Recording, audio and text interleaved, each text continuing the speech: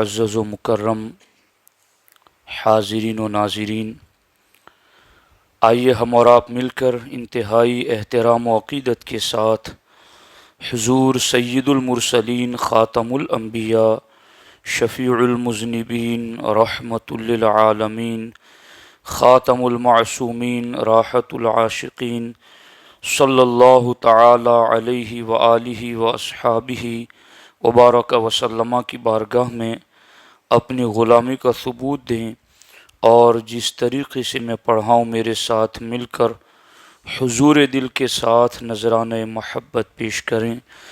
अस्सलातु वस्सलामु अलैका या रसूल अल्लाह,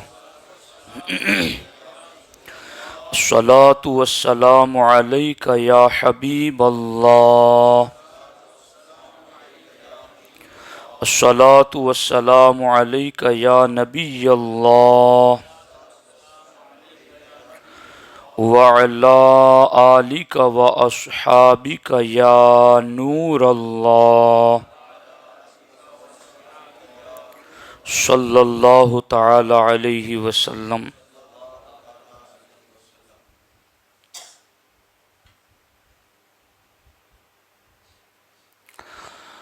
दोस्तान मोहतरम, अभी गंज खाना मस्जिद में दोस्ती का मेयार क्या होना चाहिए इस टॉपिक पर मैंने कुछ ज़रूरी बातें अर्ज़ की हैं। उसी का अगला हिस्सा मैं यहाँ आपके सामने रखना चाहता हूँ। दोस्तान मोहतरम, रमज़ान में मुसलमान मस्जिदों को आबाद रखते हैं, नमाज़ें, तरावीह, तिलावत, ज़िक्र व अस्कार से अल्लाह के घरों को आबाद रखते हैं, आपस में एक दूसरे के साथ मिल बैठते हैं, एक दूसरे से पहचान होती है, इफ्तार में एक दूसरे को दावत देते हैं जिससे महब्बतें पैदा होती हैं। आखिर ये महब्बतें काम आएगी या नहीं आएंगी? तो दोस्तान मोहतरम, मैंने अपनी इस मुख्तसर लाइफ और ज़िंदगी में बिगाड़ और सुधार इन दोनों में 90% जिस चीज़ को असर अंदाज देखा वो दोस्ती को असर अंदाज देखा। अगर किसी शख्स ने अच्छी दोस्ती अपनाई तो उसको अच्छे असरात मिले, और अगर किसी ने बुरी संगत अपनाई तो फिर उसके गलत नताइज भी उसको देखने पड़े। मैं और आप जो यहाँ इकट्ठा हुए हैं, हमें आज इस बात को समझने की ज़रूरत है कि हमारी दोस्ती का मेयार क्या होना चाहिए। लोग अपनी दोस्तियों के मेयार किन चीज़ों को बनाते हैं? इस्लाम, ईमान और दीनदारी को छोड़कर जो लोग अपनी दोस्ती का मेयार बनाते हैं उनके लिए हिलाकत ही हिलाकत है, और जो लोग अपनी दोस्ती का मेयार दीन और दीनदारी को बनाते हैं कि हमने फलां से दोस्ती इसलिए की है कि उसका दीन सच्चा है, हमने फलां से दोस्ती इसलिए की है कि वो दीनदार हैं, तो दीन और दीनदारी को जो लोग अपनी दोस्ती का मेयार बनाते हैं, अल्लाह फरमाता है क़यामत के दिन सारे दोस्त एक दूसरे के दुश्मन हो जाएंगे। अल अखिल्लाउ यौमइज़िन बअदुहुम लिबअदिन अदुव्वुन, कि सारे दोस्त क़यामत के दिन आपस में एक दूसरे के दुश्मन हो जाएंगे, इल्लल मुत्तकीन, लेकिन जिन लोगों की दोस्ती का मेयार तकवा और परहेजगारी होगी, कि जिन्होंने दोस्ती किसी से की तो इसलिए कि चूंकि ये दीनदार है, ये परहेजगार है, ये नेकोकार है, तकवा शियार है, تو اس کی دینداری اور پرہیزگاری کو دیکھ کر جنہوں نے دوستی کی ہوگی، اللہ فرماتا ہے ان کی دوستی دنیا تو دنیا، آخرت میں بھی کام آئے گی۔ تو میرے ساتھیوں، ہمیں چونکہ انسان معاشرے میں رہتا ہے، معاشرہ یہ مدنی طبع بنا گیا، یعنی جانور جو ہوتے ہیں نا وہ تنہا تنہا رہتے ہیں، مگر انسان کو اللہ نے پیدا ہی ایسی طبیعت پر کیا ہے کہ یہ ایک دوسرے کا ساتھ چاہتا ہے، ایک دوسرے کے ساتھ مل کے رہنا چاہتا ہے۔ دوستی اس کی فطرت اور طبیعت میں ہے، مگر دوستی فطرت اور طبیعت میں رکھ کر کے اللہ نے ہماری طبیعت کو شریعت کی باؤنڈری دی ہے کہ جو تمہاری طبیعت میں ہم نے دوستی رکھی ہے، اب وہ دوستی تمہیں کرنی ہے تو پرہیزگاروں سے کرنی ہے، دینداروں سے کرنی ہے۔ اللہ اکبر۔ میں اس پر آپ کو ایک حدیث پاک بتاتا ہوں کہ دوستی پرہیزگاروں سے جنہوں نے کی ہے وہ دوستی کہاں اور کیسے کام آئے گی۔ اللہ کے رسول صلی اللہ تعالی علیہ وآلہ وسلم ارشاد فرماتے ہیں کہ قیامت کے دن دوستی کیسے کام آئے گی۔ ما مجادلۃ احدکم فی الحق، سرکار فرماتے دنیا میں کوئی شخص بھی اپنے حق کے لیے اتنا جھگڑا نہیں کرے گا، دنیا میں کوئی بھی شخص اپنے حق کے لیے اتنا جھگڑا نہیں کرے گا بِأَشَدِّ مُجَادَلَةً مِّنَ الْمُؤْمِنِينَ لِرَبِّهِمْ فِي إِخْوَانِهِمْ، جتنا جھگڑا مومن قیامت کے دن اللہ سے کرے گا اپنے مومن بھائیوں کو جنت لے جانے کے لیے۔ اب یہ جھگڑا وہ دنیا والا نہیں، اللہ سے تو وہ جھگڑا نہیں ہو سکتا، نہ کسی میں وہ تاب نہ مجال، مگر وہ ناز والا جھگڑا، وہ اس کی بارگاہ کے محبوبوں والا انداز۔ تو قیامت کے دن یہ دوستی کتنی کام آئے گی کہ جنہوں نے دوستی کا معیار دینداری پرہیزگاری کو بنایا تھا، نہ ان کی نسل ایک، نہ ان کا خاندان ایک، نہ ان کا کوئی خونی نسب برادری ایک، مگر انہوں نے محبت کی کسی دیندار سے، پرہیزگار سے، تو اس لیے کہ یہ دین ہے، یہ پرہیزگاری ہے۔ تو اللہ کے رسول علیہ السلام فرماتے دنیا میں بڑے جھگڑا کرنے والے تم نے دیکھے ہوں گے، کسی کی ایک بالشت جگہ کوئی لے لے تو دیکھو کیسے کرتا اپنا حق لینے کے لیے، کسی کا پلاٹ کوئی اپنے نام کر لے تو دیکھو کتنا جھگڑتا ہے اپنا حق لینے کے لیے، کوئی وراثت میں کچھ چھوٹ جائے تو اپنا حق لینے کے لیے کتنا جھگڑتا ہے۔ سرکار فرماتے دنیا میں اپنے حق کے لیے لوگ جتنا بھی جھگڑتے ہیں، اس سے زیادہ قیامت کے دن مومن اپنے مومن دوست کو جنت لے جانے کے لیے رب کی بارگاہ میں سفارش کرے گا۔ اللہ اکبر۔ تو پتا چلا یہ دوستیاں کتنی کام آئے گی۔ اب انداز کیا ہوگا وہ دیکھیے، تھوڑا حدیث پاک کے لفظ دیکھنا کہ یہ جو اللہ کی بارگاہ میں بات کرے گا نا مومن بھائی کو جنت میں لے جانے کے لیے، آہا کیا باتیں میں کہہ دوں آپ لوگوں کو۔ وہ باضابطہ یہ لفظ کہے گا اللہ کی بارگاہ میں کہ یا اللہ، یہ جن لوگوں کو آج تو نے جہنم جانے کا حکم دے دیا ہے، یہ تو وہ ہیں کہ ہم ایک صف میں ساتھ نماز پڑھتے تھے۔ یا اللہ آج میں جنت جا رہا ہوں، ہم تو ساتھ بیٹھ کر کے نمازیں پڑھتے تھے، ساتھ کھڑے رہتے تھے، ہماری تو عبادتیں ساتھ رہتی تھی۔ یا اللہ میں جنت چلا جاؤں، یہ جہنم میں چلا جائے۔ دنیا میں کوئی اپنے حق کے لیے اتنی کوشش نہیں کرتا، سرکار فرماتے ہیں، جتنا مومن اپنے مومن دوست کو جنت لے جانے کے لیے قیامت کے دن کوشش کرے گا۔ اب معمولی نہ سمجھو ان دوستیوں کو۔ اب دیکھو وہ کیا بات کرے گا۔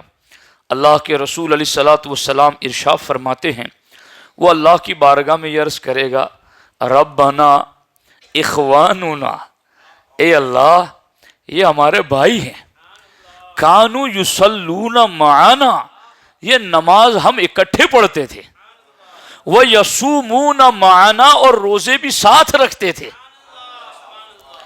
ان کے روزے ہمارے ساتھ، ان کی نمازیں ہمارے ساتھ ہوتی تھی، اے اللہ فَأَدْخَلْتَهُمُ النَّارِ، اے اللہ تو نے تو ان کو جہنم میں داخل کر دیا۔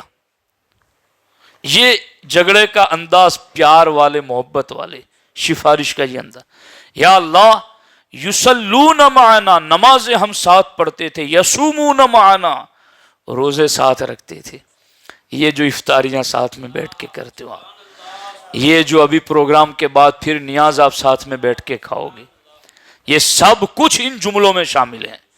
ایسا سمجھو کہ بات 1450 سال پہلے ہوئی تھی، منظر آج بھی نظر آ رہا ہے۔ نمازیں اکٹھے پڑھتے تھے، روزے ساتھ میں رکھتے تھے، اور اے اللہ نمازیں روزے ہمارے ساتھ میں تھے اور اب ہم ساتھ میں نہیں، میں جنت یہ جہنم میں، اب ہم ساتھ نہیں، فَأَدْخَلْتَهُمُ النَّارِ، اے اللہ اب تو نے ان کو جہنم میں داخل کر دیا۔ تو اللہ رب العزت کی بارگاہ میں یہ دینداری جس دوستی میں ہوگی، اللہ رب العزت کی بارگاہ میں جب یہ باتیں عرض کریں گے تو اللہ رب العزت ارشاد فرمائے گا اذهبوا من عرفتم منہم، یہ حشر کی صفوں میں جن جن کا جہنم کا اعلان ہو چکا، جاؤ ان میں سے تم جس جس کو پہچانتے ہو اس کا ہاتھ پکڑ لو۔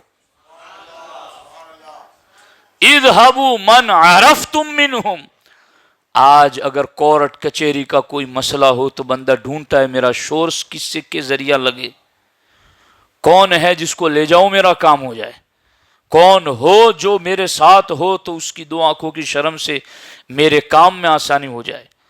اللہ تعالیٰ فرمائے گا اے دنیا میں دوستی کرنے والوں، دوستی کا معیار میرے دین کو بناؤ، دوستی کا معیار پرہیزگاری کو بناؤ، دوستی کا معیار دینداری کو بناؤ۔ جب قیامت کا منظر یہ ہوگا یوم یفر المرء من اخیہ وامہ وابیہ وصاحبتہ وبنیہ لکل امرئ منہم یومئذ شأن یغنیہ، یہ اللہ کا کلام ہے۔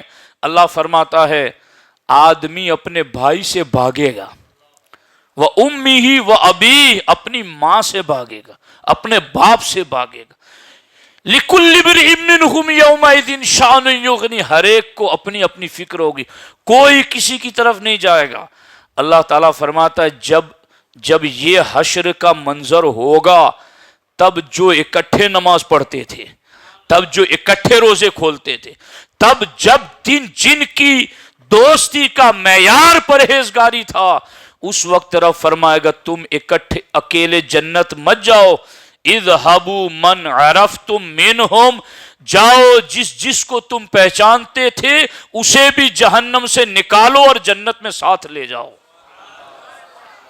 یہ اللہ اکبر، من عرفتم، یہ جملے کتنا لطف دے رہے ہیں، من عرفتم، من عرفتم، جاؤ تم جس کو پہچانتے اس کو لے جاؤ۔ تو وہاں یہ پرہیزگاروں کی دوستی بڑی کام آئے گی، اس کو مضبوط بناؤ۔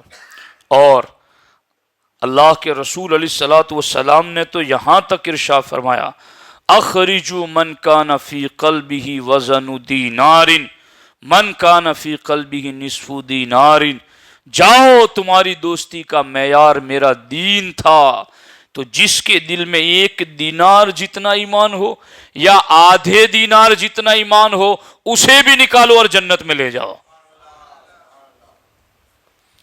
تو یہ دوستی کا معیار ہے۔ میں چونکہ اس چیز کو دیکھ رہا ہوں کہ ایمان اور عقیدے کے اعتبار سے ہو یا عمل اور اخلاق کے اعتبار سے ہو، جو گراوٹ اور کمزوری مسلمانوں میں آئی ہیں اس کا 90% اثر اور دخل غلط سنگتوں کا ہے، غلط دوستیوں کا ہے۔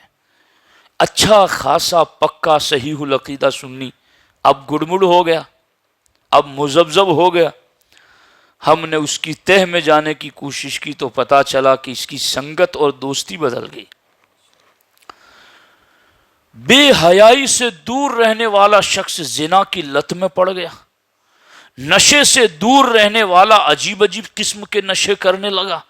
ہم نے اس کی تہ میں جا کر غور کیا تو پتا چلا یہ غلط دوستی کے نتیجے تھے.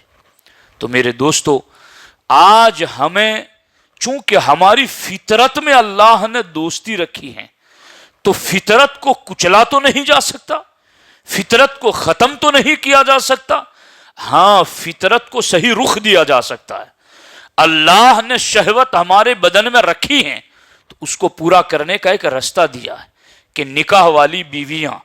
اسی طریقے سے اللہ نے ہمارے وجود میں دوستی کا تقاضا رکھا ہے کہ انسان ہے تو وہ دوستی چاہتا ہے، مگر جب یہ دوستی کرنے کے لیے نکلے تو رب فرماتا ہے وہ پرہیزگاروں سے دوستی کریں.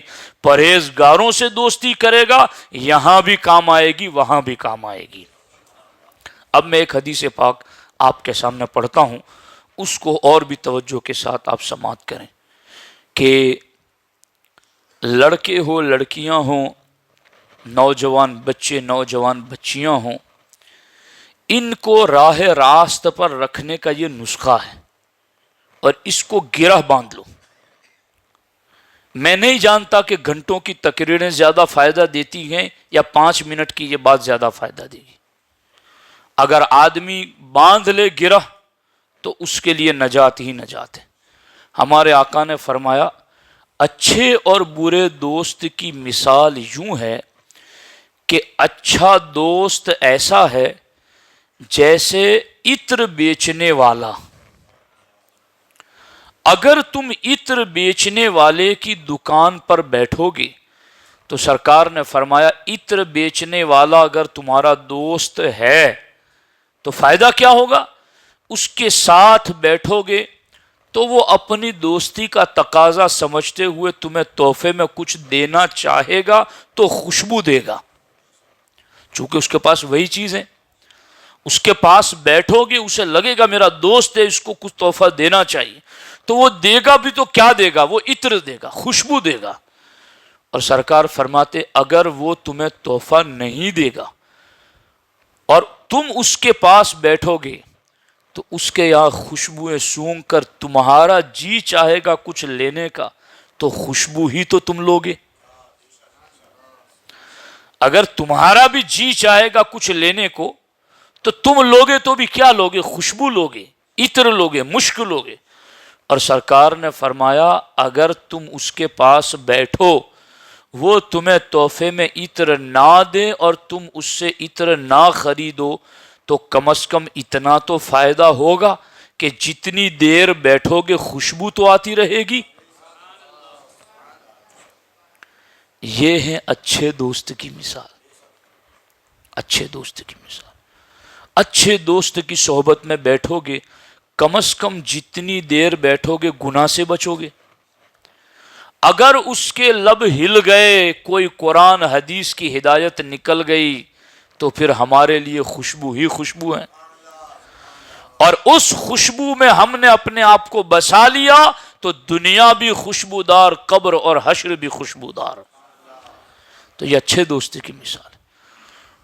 جو باپ ہے، جو نوجوان ہیں، سب غور کرو کہ ہمارے بچے اور بچیوں کی سنگتیں کن کے ساتھ ہیں، ان کی صحبتیں کن کے ساتھ ہیں، یہ کن کے ساتھ اٹھتے بیٹھتے ہیں، ان کا مزاج کن کے مزاج میں ملتا ہے. سرکار نے فرمایا برے دوست کی مثال ایسی ہیں کحامل المسک و نافخ الکیر. سرکار فرماتے جیسے دھنی جلانے والا، دھنی جلاتا ہے نا، دھنی جلانے والا، تم اس کے پاس بیٹھو گے تو سرکار فرماتے تمہیں آگ لگے گی، تپش، گرمی لگے گی، دھوئیں لگے گے تمہیں. اور دھوئیں اور آگ تو لگے گی، کبھی چنگاری اڑ کر کپڑوں پر لگ گئی، کپڑے بھی جل جائیں گے، جسم بھی جل جائے گا. سرکار فرماتے یہ برے دوست کی مثال ہے، تو برے کی سنگت میں نہ بیٹھو. آج شراب اتنی عام کیوں ہو گئی؟ زنا اتنا عام کیوں ہو گیا؟ بے حیائی اتنی عام کیوں ہو گئی؟ جوا، سود خوری اتنی عام کیوں ہو گئی؟ اور جتنے بھی گناہ ہیں وہ اتنی تیزی سے عام کیوں ہو رہے گئے؟ اس کی سب سے بڑی وجہ غلط سنگتیں اور ناجائز دوستیاں ہیں. اللہ نے قرآن میں ارشاد فرمایا ہے کہ جو غلط سنگت اختیار کرتا ہے کبھی کبھی غلط سنگت اسے کفر کی طرف بھی لے جاتی ہے۔ میں صرف ایک مثال قرآن سے رکھتا ہوں اور پھر گفتگو ختم کرتے۔ ایک مثال قرآن سے، غلط سنگت۔ لوگ ہمیں کہتے ہیں فلاں بدعقیدے سے ہماری دوستی، ہمارا فرینڈ ہے، بیسٹ فرینڈ ہے، یہ ہے وہ ہے، اس میں کیا فرق پڑتا ہے مولانا؟ ہمارا ایمان کوئی اتنا کمزور تھوڑی ہے کہ اس سے دوستی میں چلا جائے۔ اب میں تمہیں بتا رہا ہوں قرآن کہہ کیا رہا ہے۔ یوں تو ہر مسلمان یہ کہتا ہے کہ قرآن ہمارا امام ہے، مانتے نہیں مانتے؟ قرآن ہمارا امام ہے کہ نہیں ہے؟ قرآن ہمارا پیشوا اور رہنما ہادی ہے کہ نہیں ہے؟ اب وہ قرآن کیا کہتا ہے وہ دیکھو۔ عقبہ ابن ابی معیط، یہ مکے میں رہنے والا ایک کافر تھا۔ اس کی عادت تھی کہ جب بھی وہ سفر سے مکے میں آتا تو اہل مکہ کی دعوت کرتا، لوگوں کو کھانے کھلاتا اور لوگوں کی تواضع کرتا، اہتمام کرتا۔ ایک مرتبہ جب وہ سفر سے واپس آیا تو اس نے اہل مکہ کو دعوت دی کہ میرے یہاں کھانے کے لیے آؤ۔ وہ اتنا امیر کبیر رئیس اور مالدار شخص تھا کہ اس کے یہاں کھانے میں لوگ اپنی عزت سمجھتے تھے۔ اس نے اللہ کے رسول علیہ السلام کو بھی دعوت دی کہ آپ بھی میرے یہاں تشریف لائیں کھانے میں، اور وہ سرکار کی بارگاہ میں بہت آتا جاتا تھا، سرکار کی باتیں سنتا، پسند بھی کرتا۔ تو اس نے اللہ کے رسول علیہ السلام کو بھی دعوت پیش کی کہ آپ آئیں اور میرے یہاں کھانا تناول کریں۔ اب ہر دسترخوان پر بیٹھا نہیں جاتا اور ہر کسی کی دعوت قبول بھی نہیں کی جاتی۔ ہم جب کبھی ایسا اسٹینڈ لیتے ہیں تو جو علم نہیں رکھتے وہ کہتے ہیں کہ یار یہ مولوی بڑے سخت قسم کے لوگ ہیں۔ ہم یہ سختی اپنی ذات کے لیے نہیں رکھتے، یہ قرآن والی سختی ہے، اور قرآن یہ سختی ہمیں جنت سے دور کرنے کے لیے نہیں، جہنم سے بچانے کے لیے کراتا ہے کہ یہ پابندیاں کرو گے تو تمہارا ایمان بچے گا۔ گندی نالی گزرتی ہونا، اس میں جتنے بھی ناپاک چھینٹ اور قطرے گر جائے اسے کوئی فکر نہیں، مگر جہاں 1 لیٹر دودھ ستھرا رکھا ہو تو بہت فکر ہوتی ہے کہ ایک چھینٹ اس میں نہ پڑ جائے۔ اے دودھ سے زیادہ پاکیزہ عقیدہ رکھنے والے سنیوں، حفاظت تم نے دودھ کی کرنی ہے کہ کوئی بدعقیدگی کی چھینٹ نہ پڑ جائے۔ گندی نالیوں کو کیا فکر ہے، اس میں ایک اور ڈول پیشاب بہا دیا جائے۔ جتنے بدعقیدے ہیں سب ساتھ مل کے بیٹھیں گے اور کہیں گے دیکھو یار ہم اپنا مذہب رکھتے ہیں پھر بھی ساتھ میں بیٹھتے ہیں جی، تو جتنے مرضی چاہے ساتھ میں مل کے بیٹھ لیں۔ فکر گندی نالی کو نہیں ہے، وہ تو خود ہی نجاست ہے، وہاں اور نجاست مل جائے تو کیا فکر ہے؟ فکر تو اس دودھ کو ہے جسے اللہ نے لبناً خالصاً سائغا للشاربین بنایا۔ اللہ تعالیٰ نے قرآن میں کیا مثال دیا پتہ ہے؟ اللہ اکبر، اللہ اکبر، اللہ اکبر۔ اللہ تعالیٰ نے فرمایا من بین فرس و دم، اللہ تعالیٰ فرماتا میں جانور کے جسم میں ایک طرف گوبر ہے ایک طرف خون ہے، اور دونوں کے بیچ سے تمہارے لیے صاف ستھرا سفید دودھ نکالتا ہوں، جو پینے والوں کے لیے خوشگوار۔ یعنی دودھ ایسا نہیں ہے کہ یہ لوہے کی طرح کڑک ہو کے گلے میں اٹک جائے اور تمہیں اتارنے کے لیے کوئی ہتھوڑی لے کے بیٹھنا پڑے اور اتارو۔ سائغا للشاربین، پینے والوں کے لیے خوشگوار، رکھو تو اتر جائے، طبیعت کو خوش کر دے۔ اللہ تعالیٰ نے فرمایا میں نے اس میں گوبر کو بھی ملنے نہیں دیا اور خون کو بھی ملنے نہیں دیا۔ لفظ دیکھو، من بین فرس و دم، فرس مانے گوبر، دم مانے خون، خون اور گوبر دونوں کے بیچ سے نکالا میں نے، مگر دونوں میں سے کوئی ایک بھی اگر مل جائے، خون مل جائے یا گوبر مل جائے تو کوئی دودھ پیے گا پھر؟ دودھ ہی نہیں رہے گا پھر جی. تو یہ چیز ہیں. اب یہ ستھرا عقیدہ جو ہے نا، پاکیزہ عقیدہ جو ولیوں سے، صحابہ سے، اہل بیت سے، بزرگوں سے ہو کر ہم تک پہنچا، یہ سفید دودھ کی حیثیت رکھتا ہے. تو فکر اس کی ہے کہ اس میں کچھ نہ مل جائے. اب اس کے لیے لوگ یہ کہتے ہیں کہ وہاں بیٹھے تو کیا فرق پڑ جاتا ہے، یہاں بیٹھے. دیکھو قرآن کیا کہتا ہے. عقبہ ابن ابی معیط حضور کو دعوت دی کھانے کی. حضور نے فرمایا میں تیری دعوت اس وقت قبول کروں گا جب تو کلمہ پڑھ کے مسلمان ہو جائے، ورنہ مجھے تیری دعوت منظور نہیں ہے. مجھے تیری دعوت منظور نہیں ہے. ابھی بھی خاندانوں میں بدعقیدگی زیادہ نہیں ہے. 20-25 لوگوں کا ایک خاندان ہوگا تو 2 لوگ بدعقیدے ہوئے ہوں گے، 3 ہوئے ہوں گے، 4 ہوئے ہوں گے. اکثریت آج بھی نہیں ہے. میری بات نوٹ کرو، اکثریت آج بھی نہیں ہے. اگر آج بھی قوم کے بڑے یہ سوچ شروع کر دے حضور کے پیغام والے کہ ہم تیری دعوت میں اس وقت آئیں گے جب تو دودھ کی طرح عقیدہ درست کر لے. باقی گندی نالی میں گندی چیز گرتی ہے، گندی نالی میں دودھ کوئی نہیں ڈالتا ہے. سرکار نے اس کو کہا کہ میں نہیں آؤں گا، اگر ایمان قبول کرے گا تو آؤں گا. تو اس نے ایمان قبول کر لیا. اب اس نے جیسے ہی ایمان قبول کیا لوگوں کو پتا چل گیا. تو اس کا ایک دوست تھا ابی ابن خلف. ابی ابن خلف اس کا دوست تھا. بڑی گہری یاری تھی ان دونوں کی. ابی ابن خلف اللہ کے رسول کا کٹر دشمن. اس کو پتا چلا تو سیدھا عقبہ ابن ابی معیط کے یہاں گیا. میں نے سنا کہ تو نے ان کا کلمہ پڑھ لیا، مجھے تیری دوستی کا واسطہ، میں تجھ سے راضی نہیں ہوں گا جب تک تو ان کا دین نہ چھوڑ دے اور ان کی شان میں ایسی ایسی گستاخیاں نہ بول کے آئے. تم میری تیری دوستی ہی نہیں باقی. اب یہ دیکھو دوستی کہاں لے گئی. گیا سیدھا حضور کے پاس، کفر کا اعلان کیا اور حضور کی توہین کی، اور معاذ اللہ حضور کے چہرے کی طرف تھوکا.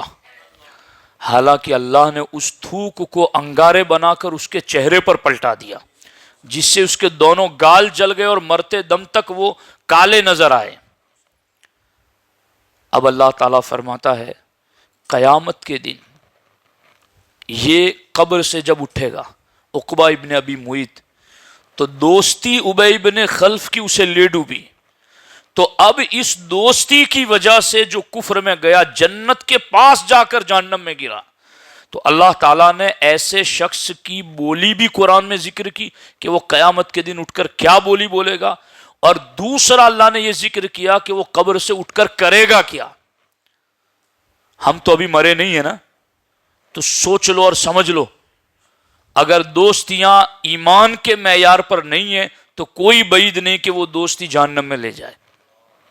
اللہ تعالیٰ قرآن مجید میں ارشاد فرماتا ہے یوم یعض الظالم علی یدیہ یقول یا لیتنی اتخذت مع الرسول سبیلا. اور جس دن ظالم اپنا ہاتھ چبا جائے گا افسوس اور حسرت میں.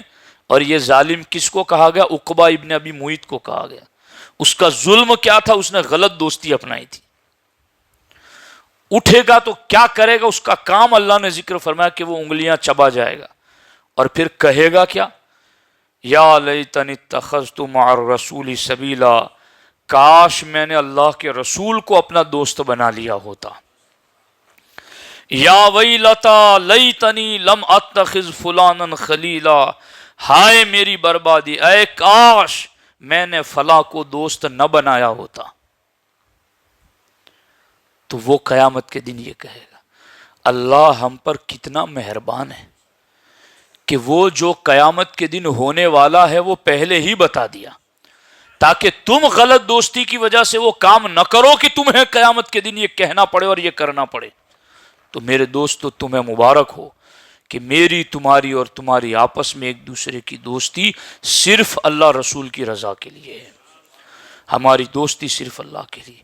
اور میرے آقا فرماتے ہیں قیامت کے دن یہ تو دوستی جو کفر کی وجہ سے کی، بدعقیدگی کی وجہ سے کی، اس کا تو یہ حال ہے.